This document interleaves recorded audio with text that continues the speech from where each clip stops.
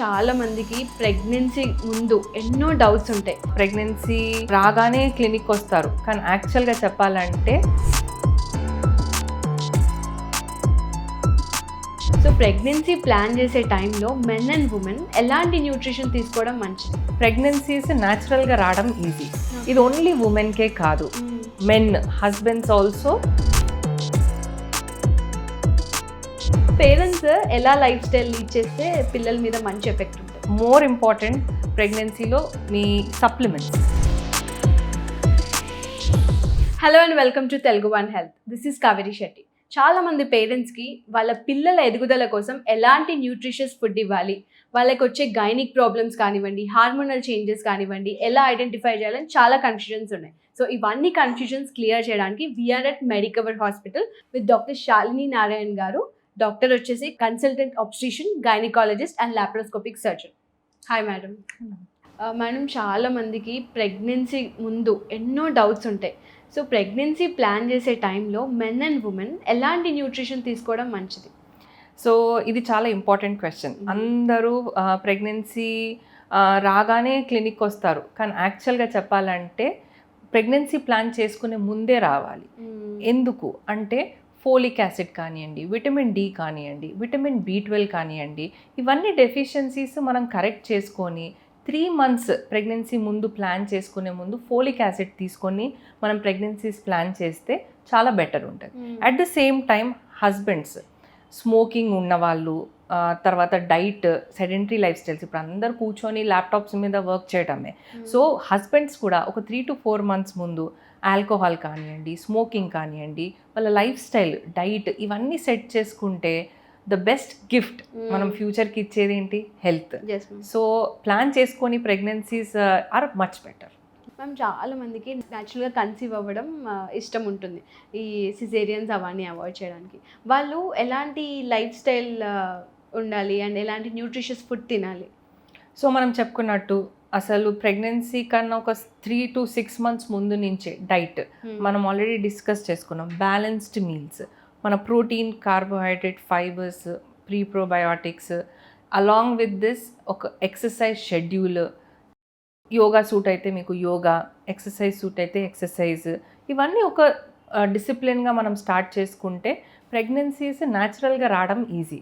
ఇది ఓన్లీ ఉమెన్కే కాదు, men husbands also same routine follow అవుతే it is like a team work. So healthy life style and balanced meals చాలా important. Madam, life style గురించి చెప్పారు, nutritious food గురించి చెప్పారు, అండ్ మెన్ అండ్ ఉమెన్ కోసం, ఇద్దరి కోసం చెప్పారు. అండ్ ఇంకా ఎలాంటి జాగ్రత్తలు తీసుకోవాలి to give a healthy baby? So as soon as pregnancy మనకు పాజిటివ్ రాగానే మీట్ గైనకాలజిస్ట్. ఎందుకు? మనము ప్రెగ్నెన్సీని కన్ఫర్మ్ చేసుకుంటాము, ఎర్లీ స్కాన్స్ చేస్తాం, అంటే అసలు ప్రెగ్నెన్సీ ఎక్కడుంది, ఎలా ఉంది, దాన్ని ట్రాక్ చేసుకోవాలి. ఎర్లీ ప్రెగ్నెన్సీలో మనకి కొన్ని బ్లడ్ టెస్ట్లు ఉంటాయి. ఆ బ్లడ్ టెస్ట్ చేస్తే మన బ్లడ్ వాల్యూస్ ఎంత ఉంది, హిమోగ్లోబిన్ ఎంత ఉంది, షుగర్ ఏమన్నా ఎర్లీగా ఉందా ప్రెగ్నెన్సీలో, మనం బీపీ చెక్ చేసుకోవాలి. బికాస్ మనం లేట్ కాంప్లికేషన్స్ పట్టాలి అంటే మనము ప్రెగ్నెన్సీని ఎర్లీగా డిటెక్ట్ చేసుకొని గైనకాలజిస్ట్ని మీట్ అవ్వాలి. So that time scans, blood test ఇవన్నీ అవుతే మీకు ఏం డైట్ తినాలి, ఎప్పుడు తినాలి, what are the next scans. ఇప్పుడు ప్రెగ్నెన్సీలోనే అనుకోండి, ఫస్ట్ డేటింగ్ స్కాన్ అంటాము, తర్వాత మనకి ఎన్టీ స్కాన్ ఉంటాయి, టిఫా స్కాన్స్ ఉంటాయి. సో మీకు ఒక టైమ్లీ అడ్వైస్ ఉంటుంది, మీకు కూడా ఏ మంత్లో ఎప్పుడెప్పుడు రావాలి, ఏం డైట్ ఫాలో చేయాలి అన్నది మీకు చెప్తూ ఉంటారు. అండ్ మోర్ ఇంపార్టెంట్ ప్రెగ్నెన్సీలో మీ supplements, iron, calcium, vitamin D supplements ఏవైతే ఇస్తారో టైంకి వేసుకోవాలి. సో ఈ అన్ని జాగ్రత్తలు ఇంపార్టెంట్.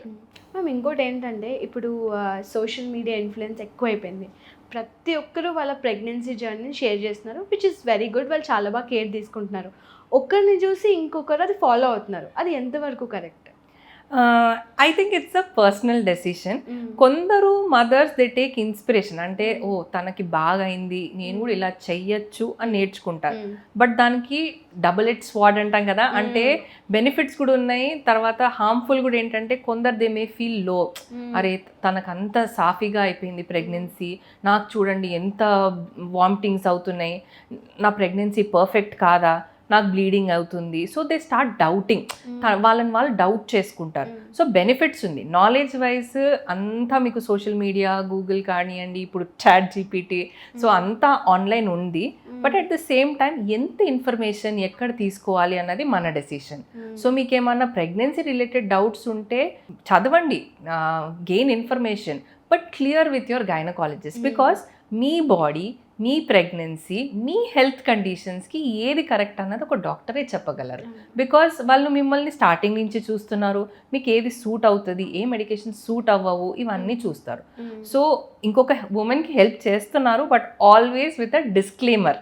ఒక డిస్క్లైమర్ ఉండాలి that it is every pregnancy is different and ఒక ప్రాపర్ గైడెన్స్ అన్నది ఉండాలి.